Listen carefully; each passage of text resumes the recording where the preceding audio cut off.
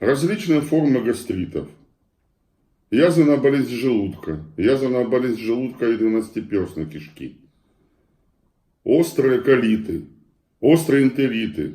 Острые и хронические панкреатиты. Ожирение печени. Острый и хронический холецистит. Как это разнообразие гастродуоденальных и гастрономических процессов связано с состоянием человеческой желчи?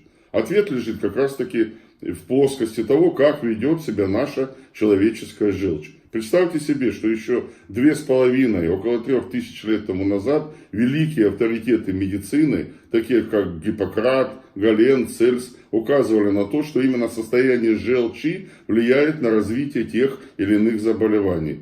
Через 1000 лет великий медик Авиценна сказал о том, что различные формы заболеваний тех или иных изменений в желудочно-кишечном тракте как раз таки напрямую связаны с тем, как ведет себя наша желчь. И именно Авиценна первый заметил о том, что избыток желчи рождает ожирение печени, потому что желчь не связывается нужным количеством продуктов, и количество нереализованной желчи уходит на возбуждение поджелудочной железы. А именно возбуждение поджелудочной железы приводит к тому, что у нас начинает формироваться острый, а впоследствии хронические панкреатиты, которые приводят в результате к ожирению печени. Или такие состояния, как язвенная болезнь желудка. Именно с чем это связано? Это связано с тем, что недостаток желчи приводит к тому, что слизистая желудка, так называемая мукоза и субмукоза, берут на себя основное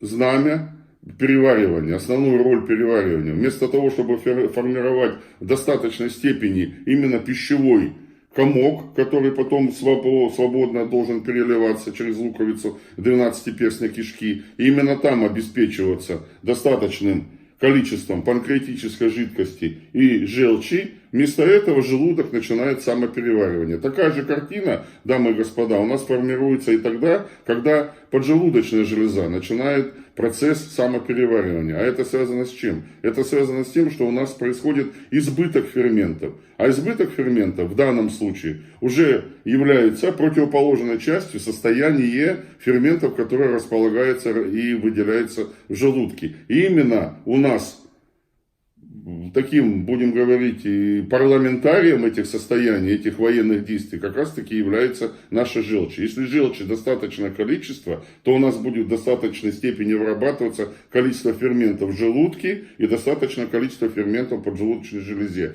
Если желчи больше, то у нас будет избыток панкреатической жидкости. Если у нас желчи меньше, то у нас будет недостаток панкреатической жидкости, и тогда у нас вот по ходу вот этих вот взаимосвязей желудка, луковицы 12-перстной кишки, непосредственно самой 12-перстной кишки и так далее, формируются вот эти разного рода неприятности. Хочу обратить ваше внимание, что вот эти взаимосвязи закладываются не то чтобы с моментом молодых ногтей, а в общем-то с окончания вынашиваемости беременности. То есть последние 2 недели третьего триместра беременности как раз таки и посвящены тому, как желчно-дуоденально-гастрономические взаимосвязи у будущего человечка, в данном случае у плода, начинают между собой взаимодействовать. И если мы не обращаем внимания на поносы у детей, купируем их антибиотиками, если мы не обращаем внимания на запоры у детей, купируем или разрешаем их при помощи ферментов, то тем самым мы закладываем ту самую бомбу замедленного действия, которая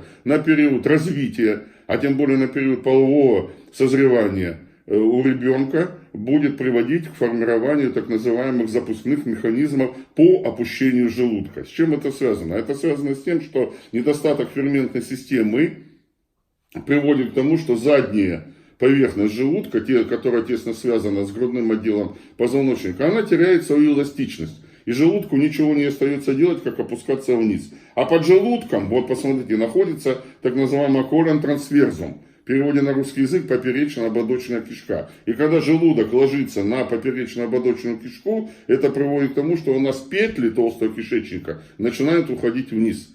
И те проблемы, которые мы на сегодняшний день каскадно отмечаем, особенно в гастроэнтерологии, в гастроонкологии, а именно дивертикулезы множественные, а именно долихосигма, мегаколон, они как раз таки связаны с тем, что как ведет себя наша желчь.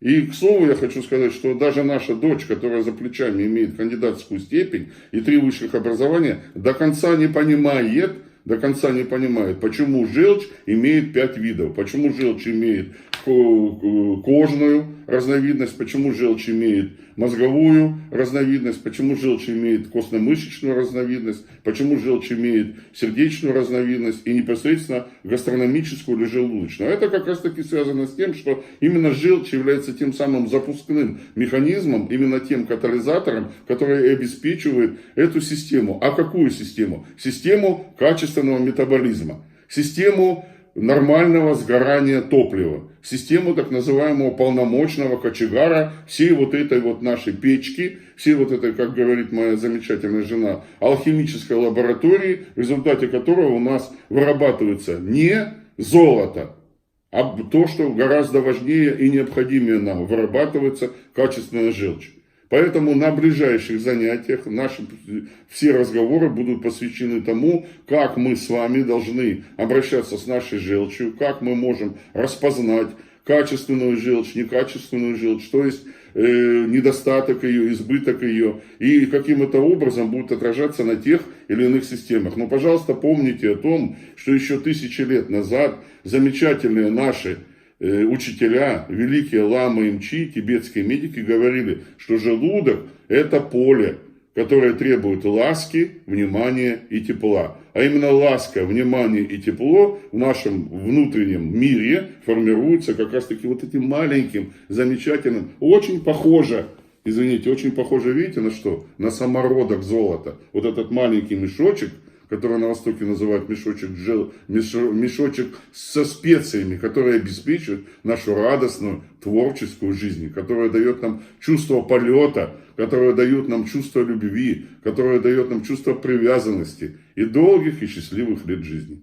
Да, и кстати сказать, я совсем забыл, что на одном из ближайших вебинаров, а если моя жена сделает так, как она хочет всегда это сделать, это будет ближайшее воскресенье, мы вам откроем великий секрет моего великого деда, профессора, военного хирурга Ермолая Наумовича Картавенко. Тест по определению качественной желчи. Тесты моего деда, военного врача-хирурга, позволят вам определить количество желчи в вашем организме. И в связи с этим мы вам покажем и подскажем упражнения, которые вам помогут нормализовать это количество желчи, привести его в состояние нормы.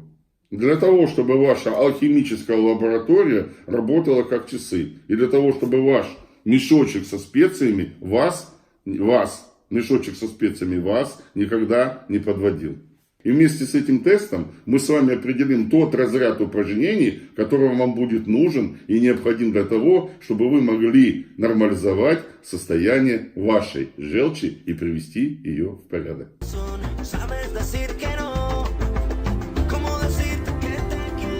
Почувствуй.